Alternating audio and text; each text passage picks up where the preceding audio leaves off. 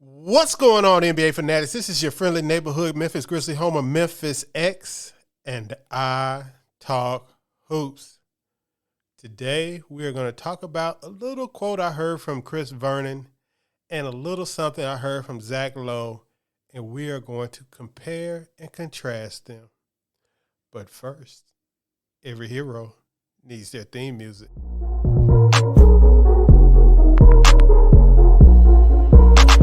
Piano. Grizz gang, go hard. Baddest in the game, we be on one. I talk hoops, so silk short. All up on the court, but we gon' score. Memphis bringing heat straight from Tennessee. Demorant spiking, let's go. And the Grizzlies, FYI, the number 2 seed from last season. Now, they have a little bit more questions than I think people realize. With Jaren Jackson Jr. out, they lost Slow-Mo, they lost Melton. They were so deep last year, but the minute that depth starts to get promoted into bigger positions of minutes, the shakier it feels. But they're still the Grizzlies. They're going to fight like hell. They have an absolute superstar in Morant. They're tough as nails defensively, even though Jaren Jackson Jr. was their best defensive player. Like, it's not like they're just going to fall out of this. Like, and we already penciled in Clippers, Warriors, Nuggets, Phoenix as a maybe on paper top 4. Like, you get in the play-in real easily in the Western Conference. So you heard that was Zach Lowe speaking with Tim McMahon on the Low Post podcast. And as you can see, it has already begun. All of the excitement that you guys got from the NBA media last season, don't look for it this year, at least not at the beginning of the year. The Grizzlies are no longer the media's darling. That is going to be the Cavs, that is going to be the Magic, or any other team that's going to be the new hotness for this season.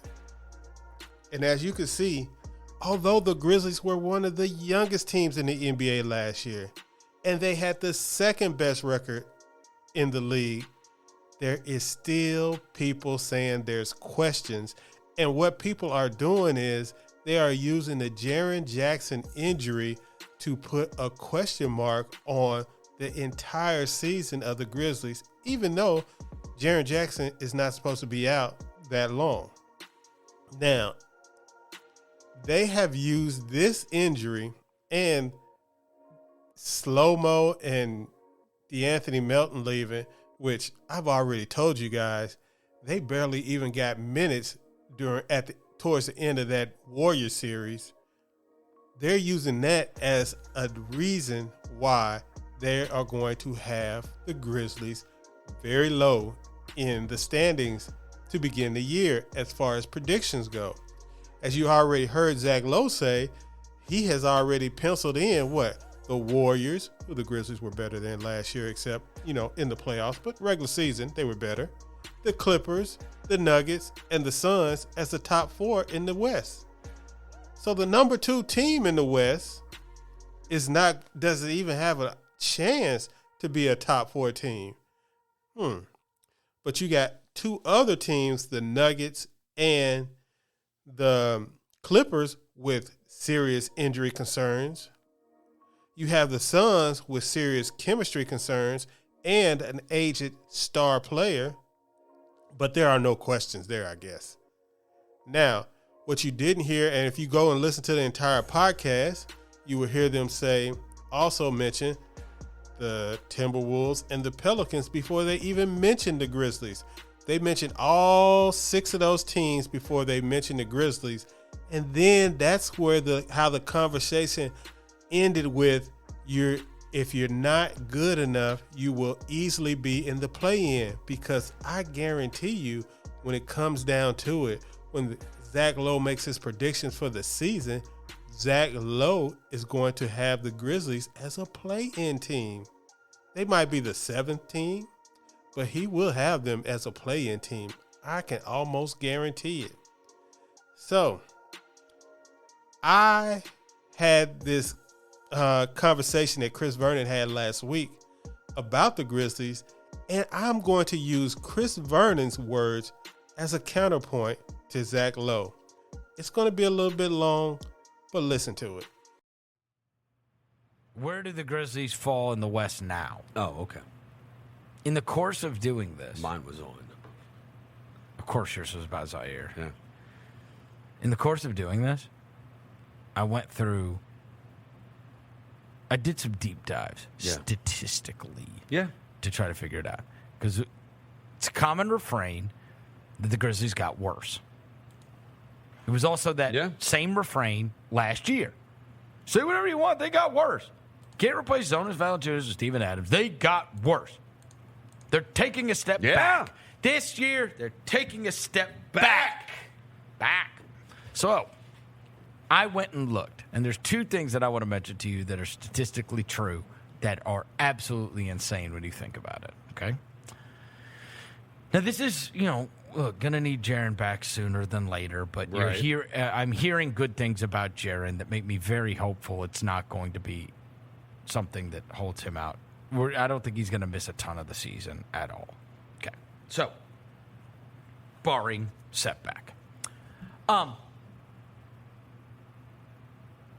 Your net rating is what actually happens when you're on the court. Not what we think, not what our opinion is. That's what actually happens. Yes. You win or lose when you are on the court. What's your number that is associated with you? Yeah. So per 100 possessions. I know where you're going with this. No, you don't. Yeah, I do. Go ahead. Good. Is it the Ja, Bane, Dylan, Adams, Jaren together? Nope. Oh, okay, then go ahead then. I don't know where you're going with it. No, but please. No, I know. That's where I thought you were going with it. See, that's why I'm Chris Vernon.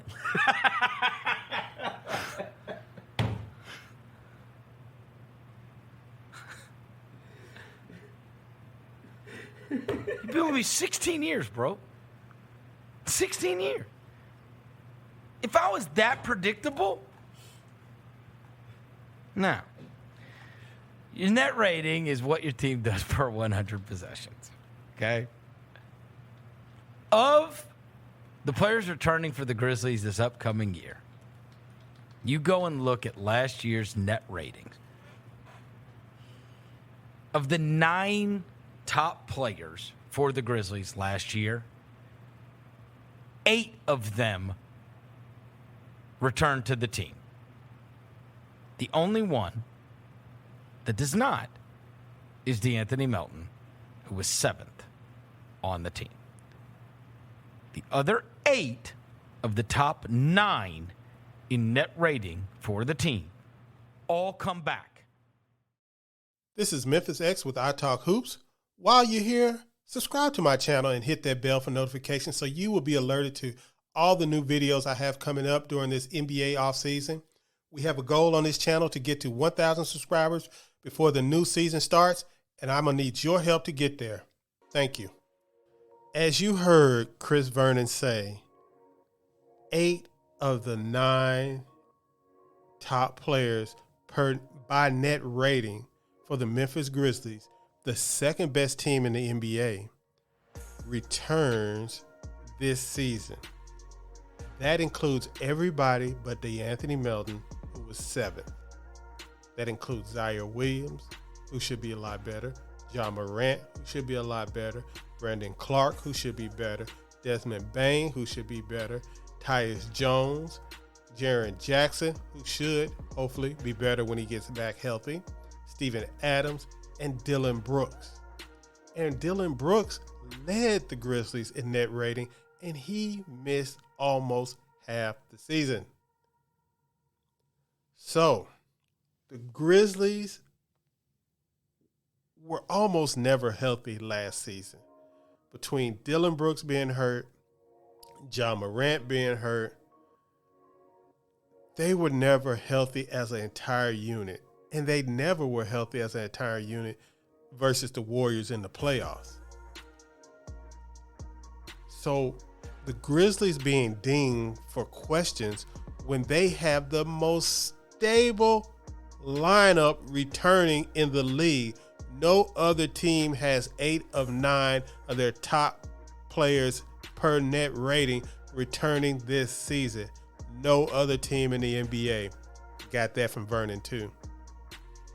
So, what are the questions? The questions all revolve around Jaren's injury.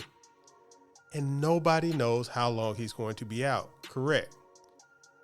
But regardless of that, we are talking about the end of the season. Jaren will be back. Jaren will at most miss 25 games.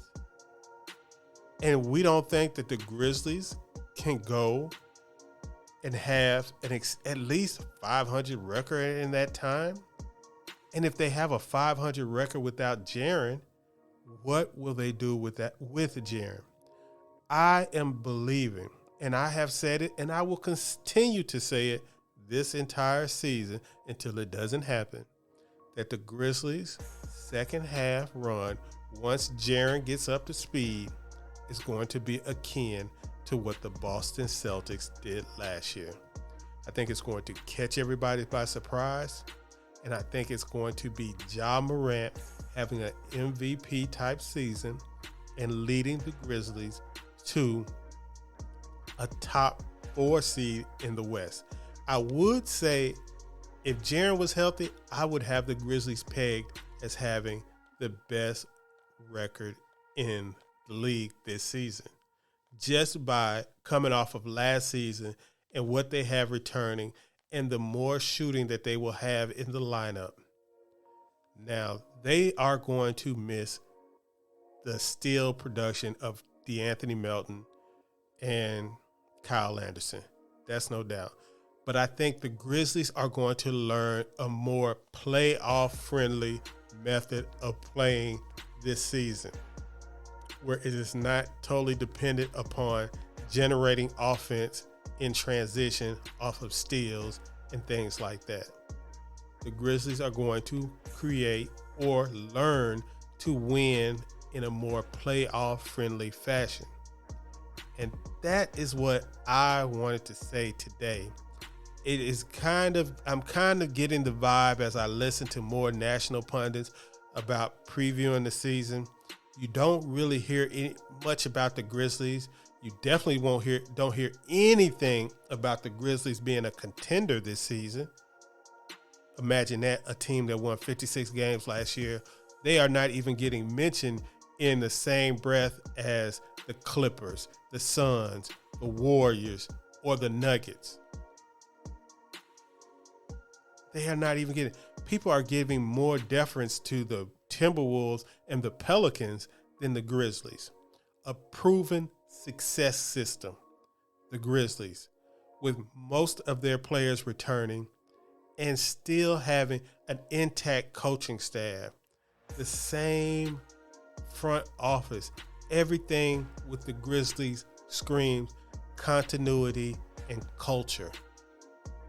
They were able to bring Zaire Williams from being one of the worst rotation players in the league to start the season to being a bona fide, capable playoff rotation player in the second round of the NBA playoffs versus the eventual NBA champions. This is what the Grizzlies are doing as a coaching staff and an organization. And you're going to tell me that a team with a arguably top 10 player in the league is going to fall into the play-in game because Jaren misses a month or two? I don't think so. But Grizz fans, I don't always, believe me, I'm not one of those Grizz fans that want to be the underdog. I am not that guy. I do not want to be the underdog. I don't like being the underdog. I believe in overkill. I believe in getting so much talent. I want to be the favorite to win the NBA championship every season. I want to be the favorite going into the season. I want to be the favorite during the season. I want to crush other teams, I shall say. But Memphis fans seem to like being the underdog. Well, you're going to have another season of being the underdog because there are going to be at least probably 8 teams picked ahead of you or ahead of us as far as contending for the NBA title. It's definitely going to be the Warriors, the Clippers, the Nuggets, the Celtics, the Sixers, the Bucks, probably the Heat, which is ridiculous, and maybe even the Suns. That's 8 teams that they're probably going to pick ahead of the Grizzlies for contending. And I love it because I understand what the Grizzlies have in Ja Morant and Jaren Jackson and Desmond Bane. I think that threesome is the foundation of a future championship team. They just got to go out and do it on the court. Let me know what you think about Zach Lowe's comments about the Grizzlies possibly being a play-in team. And do you agree with Chris Vernon like I do, that the Grizzlies are a solid team and they are going to make it into their rightful place as a top 4 seed in the West? Let me know in the comments. Subscribe to this video. Subscribe to my channel, like this video. And I'm going to have probably the rest of Chris Vernon's conversation about the second point he made about why the Grizzlies are going to be good this season after this video. So you can stay and listen to that. Peace.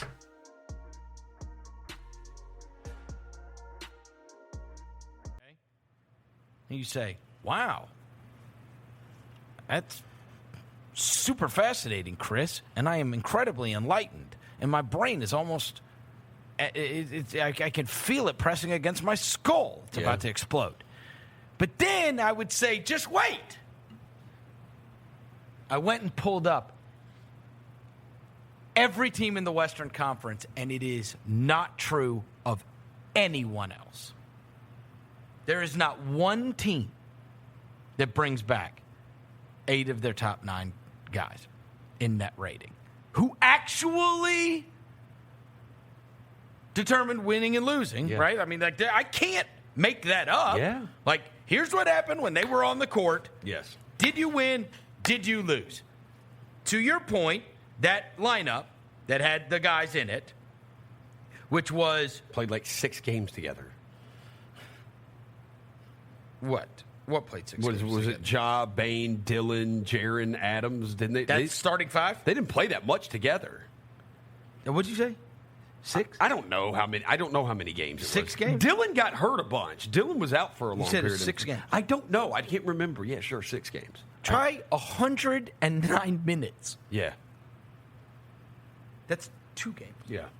109 minutes. Yeah. 109 minutes this year. Okay? Last year. They're starting 5. Because a lot is made of, in that. Well, we bring back 9 of our 10.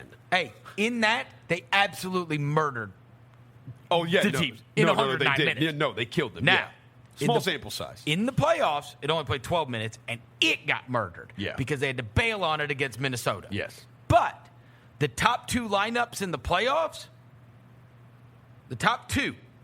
Well, I know none of them included DeAnthony Melton. The top 2 lineups in the playoffs won by over 34 points per 100 possessions. The number one is Ja out, Tyus in. The other guys. The other guys, right? Well, they had that. That includes a series against Golden State. Well, they also had the 8, but Tyus in, Ja out. Bro, they beat the Warriors by 70 points in one of the games. That's going to help your numbers big time. They also got bashed in one of them. Did they get bashed? Yes. Game 3, that's the game Ja played, though. Ja played that game. It's the game he got hurt. Yeah, but he played. The other, no, he didn't. Yes, he played in Game 3. 3's the one he got hurt? Yeah. When Jordan Poole ripped his leg off of his... Yeah, code. The code. When that dirty Jordan Poole. Yeah. No, so anyways. The second one is take out Adams and put in Clark. With Ja. Yeah. Those are the 2 in the playoffs.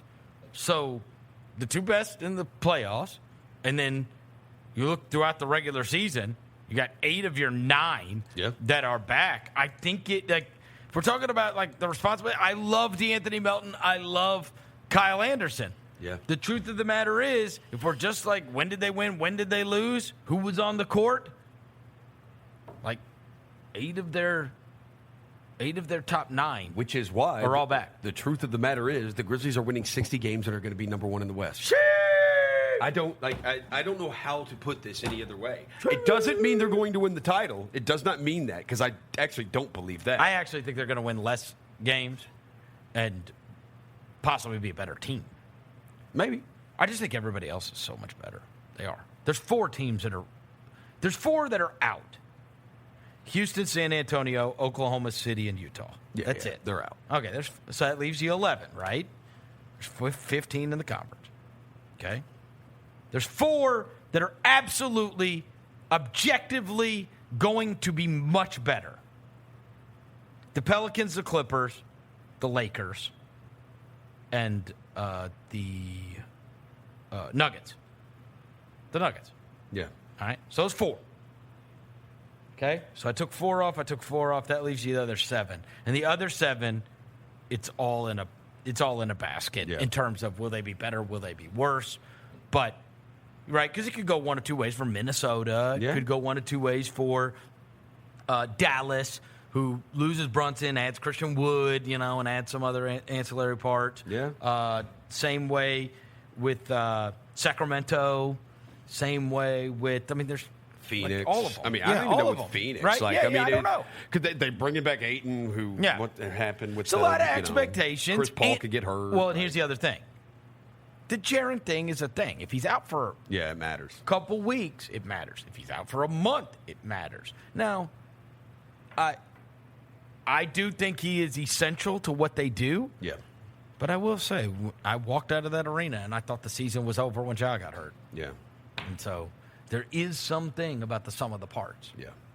And that just it being together, individual improvement, team improvement. And they like each other. Chemistry's good. Coach is good. Kind of all stays together. I thought that was super fascinating, though.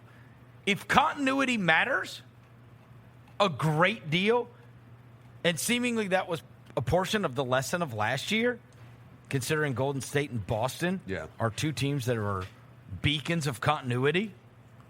So many years, so many minutes that they had logged as, teammates. Yeah. If you believe in that and you think that matters greatly, and that you can't just throw guys together, or there's always going to be adjustment periods and figuring out how to play together and whatever else,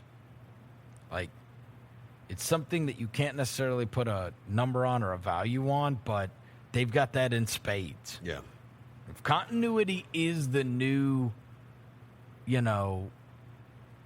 on-base percentage, from Moneyball. They've got it. They've got it. And they're all still getting better. I do.